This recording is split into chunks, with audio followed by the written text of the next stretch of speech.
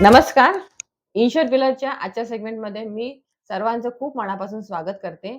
आज आपण भेटणार आहोत आपल्या एका अशा मैत्रिणीला, की जे आधी एम्प्लॉयी होते. एम्प्लॉयी टू आज सक्सेसफुल बिझनेस वुमन त्या झालेल्या आहेत. आणि या संपूर्ण प्रवासात त्यांना कोणत्या-कोणत्या अडचणींना सामोरे जावं लागलं आणि कसे आज या पोझिशनला त्या पोहोचल्या. आज आपण त्यांच्याच तोंडून ते ऐकणार आहोत. भेटूया प्राजक्ता देशपांडे यांना. नमस्कार ताई. ईश्वर नमस्कार. पिल्लाच्या ऑफिसमध्ये तुमचं खूप मनापासून स्वागत आहे. अ, आज आपल्या ज्या मैत्रिणी आपला हा व्हिडिओ बघतील, त्यांना एकंदर तुमचं म्हणजे तुमचं पहिले बालपण वगैरे कुठे गेलं? किती भावंड तुम्ही? एज्युकेशन काय झालं? आणि कसं तुम्ही स्विच केलं पहिले तुम्ही जॉब करत होते. हो. जॉबपासून तुम्ही अचानक कसं काय बिझनेसमध्ये तुम्ही उतरले आणि त्याच्यामध्ये एक लेडीजनी उतरून तो सक्सेसफुल तुम्ही आज केलेला आहे. एक चांगल्या म्हणजे एक बिझनेस तुम्ही सेटअप केलेला आहे आणि त्याच्यामध्ये काय-काय तुम्हाला प्रॉब्लेम्स आले? काय-काय फॅमिलीमध्ये तुमचं हे झालं? फॅमिलीमधून तुम्हाला कसा सपोर्ट मिळालाय? थोडक्यात आपल्या मैत्रिणींना सांगा. नमस्कार. माझं नाव प्राजक्ता देशपांडे.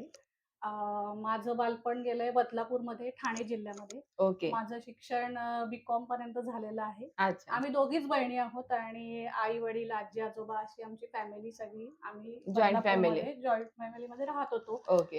आणि लग्नानंतर म्हणाल तर म्हणजे लग्न माझं झालं 2005 साली. ओके.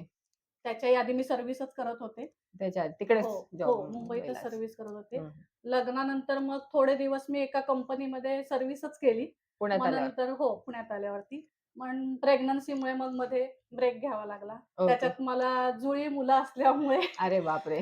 खूपच मोठे चॅलेंजेस होते माझ्यापुढे. दोघांना ॲट अ टाईम सांभाळणं. दोघांना ॲट अ टाईम खूप सांभाळायला म्हणजे खूप आता कसरतच किती होती. वर्षाचे मुलं आहेत? आता माझी मुलं डिसेंबरमध्ये 18 वर्षाची होतील हां, पूर्ण. आता काही टेन्शन नाही. आता काही टेन्शन नाही.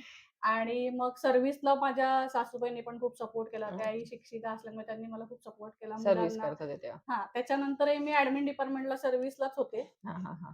माझे मिस्टर मात्र बिझनेसमध्ये उतरले 2012 साली. त्यांनी सर्व्हिस सोडून अचानक डिसिजन घेतला बिझनेसमध्ये अच्छा. जायचा. ते जॉब करत होते. ते आधी जॉब करत होते ओके. एम-आय-डी-सीमध्ये. हं, तर हं, हं, हं. चाकणमध्ये होते. मग त्यांनी डिसिजन घेतल्यानंतर मी एक सपोर्ट सिस्टम म्हणून जॉब कंटिन्यू ठेवला.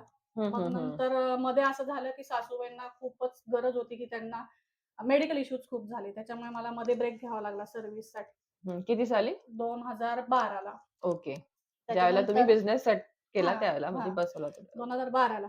पण सुरुवात होती त्याच्यामुळे जास्त रिस्क घ्यायला भीती वाटत होती भीती वाटत त्यावेळेला, होती. हो. की एकदम कशी काय काहीतरी रिस्क ठोस घ्यायची. इन्कम पाहिजे हां, आपल्याला. दोघंही बिझनेसमध्ये उतरणार. मग तेव्हा खूप भीती वाटत होती. पुन्हा मग सर्व्हिसच रिजॉइन केली मी टिल 2018 पर्यंत. 2018 पर्यंत मी अच्छा. सर्व्हिसमध्येच होते. हं, हं, हं. पण नंतर मग 2017 ला जी इंट्रोड्यूस झाला. वर्कलोड आमच्याकडेही खूप वाढला ओके. आणि मिस्टरांवर खूप प्रेशर यायला लागलं, की सगळे डिपार्टमेंट कसे हँडल करणार ना. बरोबर. मग मी फायनान्स डिपार्टमेंटच सांभाळत होते, जिथे सर्व्हिस करत होते तिथे. ओके. मग आपण इतरांसाठी काम करतोय फायनान्सचं त्याच्यामधलं तिथे काम केल्यामुळे म्हणा किंवा तिथे लोकांशी इंटरॅक्ट झाल्यामुळे मला बऱ्यापैकी एक्सपिरियन्स आला होता, की चांगलाच झाला असेल. हो. फायनान्समध्ये कसं हँडल बरोबर. केलं पाहिजे, काय केलं पाहिजे. मग मिस्टरही म्हणाले, की "तू तुझ्या नॉलेजचा उपयोग आपल्यासाठी का नाही करत?" हां. तेव्हा ते मलाही पटलं, की आपण आपल्याच नॉलेजचा उपयोग आपल्यासाठी का नाही करू? बरोबर. म्हणून मी 2018 पासून मात्र मग फुल फ्लेज याच्यामध्ये बिझनेसमध्ये उतरले. तोपर्यंत मला म्हणजे माझे मिस्टर बी मेकॅनिकल, मी बी-कॉम. माझं काहीच बॅकग्राऊंड नाही कंप्लीट वेगळं. टेक्निकलचं. त्याच्यामुळे मला जरा भीती वाटायची, की आपल्याला हे जमेल का? जमेल का? पण मिस्टर म्हणाले, "काही नाही अगं, तिथे काम करणारे तर काय अशिक्षित आहेत, ते करतात, तर तू का नाही करू शकत?" बरोबर आहे. मग त्यांनी मला खूप सपोर्ट केला, की "नाही, तू करू शकशील, तू करू शकशील." मग मी हळू-हळू फायनान्स सोबत प्रोडक्शनला सुद्धा जरा थोडं मॉनिटर करतं, की हा जॉब काय आहे? काय आहे? कुठे जातो? आपले कस्टमर काय आहेत? बरोबर. या हं. सगळ्यात जरा लक्ष द्यायला लागले आणि त्याचा खूप उपयोग झाला. म्हणजे माझे मिस्टर खूप रिलॅक्स झाले. त्यांना हां, अजून थोडंसं मार्केटमध्ये हां नवीन-नवीन आणि कसं असतं कस्टमर्स बिझनेसमध्ये आपलाच माणूस असलेला कधी हो, पण ठीक आहे हो. ना. त्याच्यामुळे फरक काय पडतो, की नाही मॅडम आहेत ऑफिसमध्ये, सर जरी हं. नसले तरी तो बरोबर. एक कामगारांवरती जी एक छाप असते, हो, हो, हो. की नाही मॅडम आहेत, मॅडम रोज येतात. म्हणजे मी कॉलेजला एक वेळ सुट्ट्या घ्यायचे, पण मी माझ्या स्वतःच्या वर्कशॉपमध्ये सुट्ट्या घेताना फार सुट्ट्या विचार करते. आणि टायमिंग सुद्धा म्हणजे मी आहे टायमिंग फ्लेक्सिबल आहे माझं, हां, जसं आपल्या असणारच. हिशोबाने. पण काम असेल तर मी अगदी 10-10 वाजेपर्यंत सुद्धा वर्कशॉपमध्ये थांबले. बापरे! म्हणजे ज्यावेळेला ऑडिट असतं, ऑडिट असेल तेव्हा. वेगवेगळ्या बरोबर, कस्टमर्सचं बरोबर. ऑडिट वगैरे, त्यावेळेला म्हणजे आता ईमेल्स वगैरे सगळं रिप्लाय करणं, इव्हन दो आपल्या बिझनेससाठी कोणत्या-कोणत्या प्रकारचे फंड्स अवेलेबल आहेत, गव्हर्नमेंटच्या काय स्कीम्स आहेत, याचा हां, हां, अभ्यास हां. करणं. अभ्यास करणं.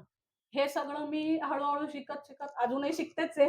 अजूनही करतेच आहे. नाही, चांगली खूप गोष्ट आहे. जणांकडनं मला शिकण्यासारख्या खूप गोष्टी गो सापडल्या. म्हणजे या सगळ्या प्रवासात मला चॅलेंजेस खूप आले आणि सपोर्ट सिस्टमही खूप चांगली मला मिळाली. हो, फॅमिलीकडून. फॅमिलीकडूनही मिळाली. तसं मुलांचा काय रोल होता?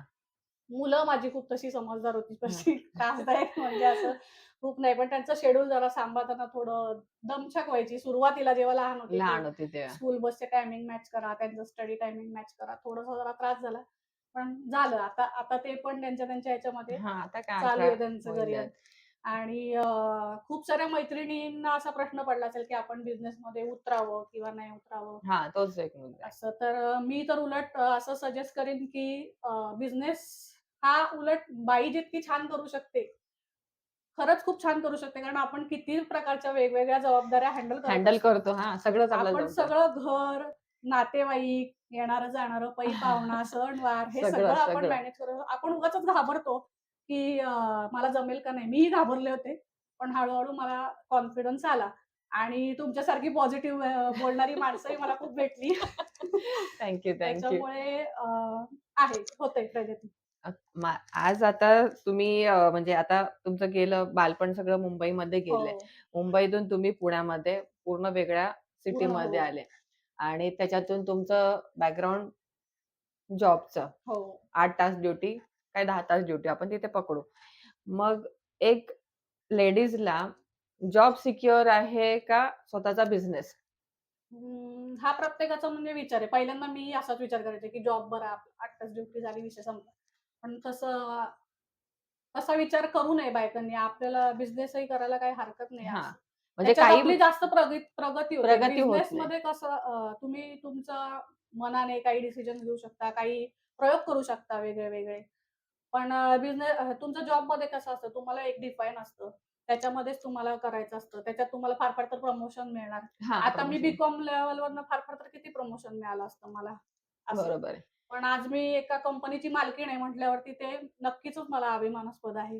आणि या पूर्ण प्रवासामध्ये कधी फायनान्शियल प्रॉब्लेम्सला तुम्हाला फेस करावं लागलं का? म्हणजे जर आपल्या मैत्रिणी ठरवत असतील, की आपण एखादा बिझनेस हे करावा, त्यांनी कुठली तयारी करावी मानसिक आणि आर्थिक, की बाबा म्हणजे हे पण प्रॉब्लेम्स येऊ शकतात, की आपण असंच्या असं नाही जात ना, प्रवास आपला कधी वेडावाकडा पण असू शकतो.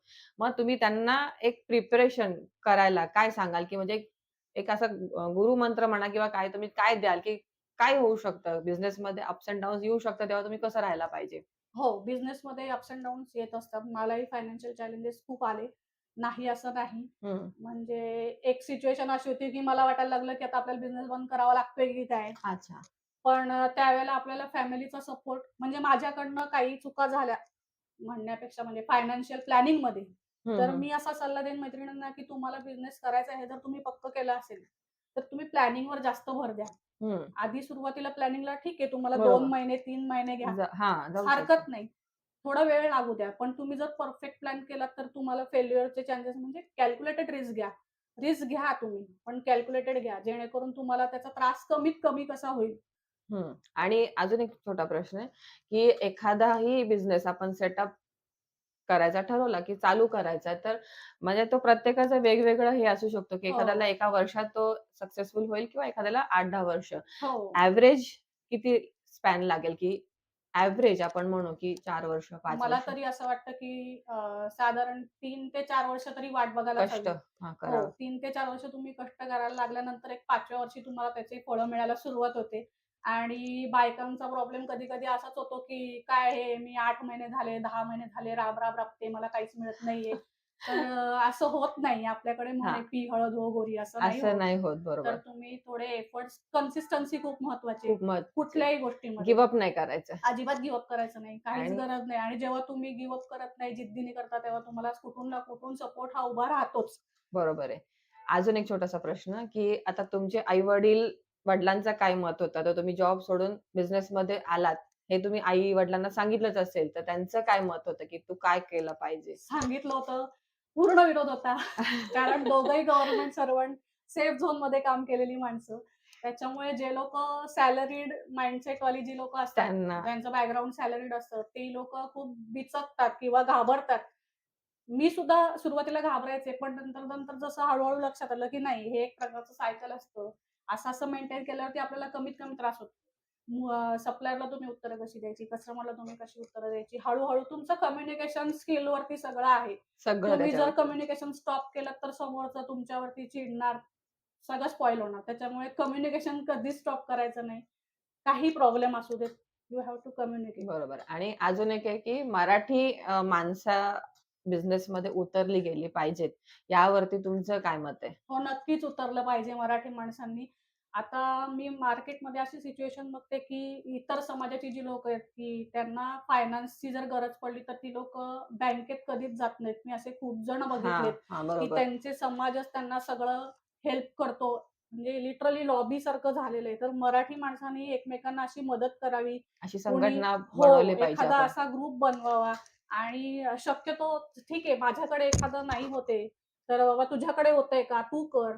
असं एखादा मराठी माणसालाच तुम्ही तो बिझनेस शिफ्ट करा. जसं इतर समाजाची लोकं त्यांचा कस्टमर अजिबात घालवत नाही. घालवत नाही. ते बरोबर. त्यांच्याच समाजाच्या लोकांना बिझनेस देतात. तसं मराठी माणसाने केलं तर मराठी माणूस नक्की पुढे येईल आणि मराठी माणसाची जिद्द नक्कीच कामाला येईल, कामाला येईल. असं मला वाटतं. खूपच छान वाटलं. खूप भारी वाटलं तुमच्याशी आज गप्पा मारून आणि खरंच ते प्रतीत होते तुमच्या बोलण्यातून, की तुम्ही किती कॉन्फिडन्स झालात हो, या हो. बिझनेसमध्ये उतरल्यामुळे आणि आपली ही जी एक्स्ट्रा मायलर ट्रॉफी आपण जी या नवरात्रीमध्ये आपण देतोय ती त्यासाठीच देतोय, की बाबा तुम्ही कसे शून्यातून तुम्ही विश्व कंप्लीटली डिफरंट फील्ड आहे तुमची. जॉबपासून हो. बिझनेसमध्ये उतरणं आणि एका लेडीजला तुम्ही त्या मार्केटमध्ये स्टेबल राहणं कारण ते खूप अवघड आहे.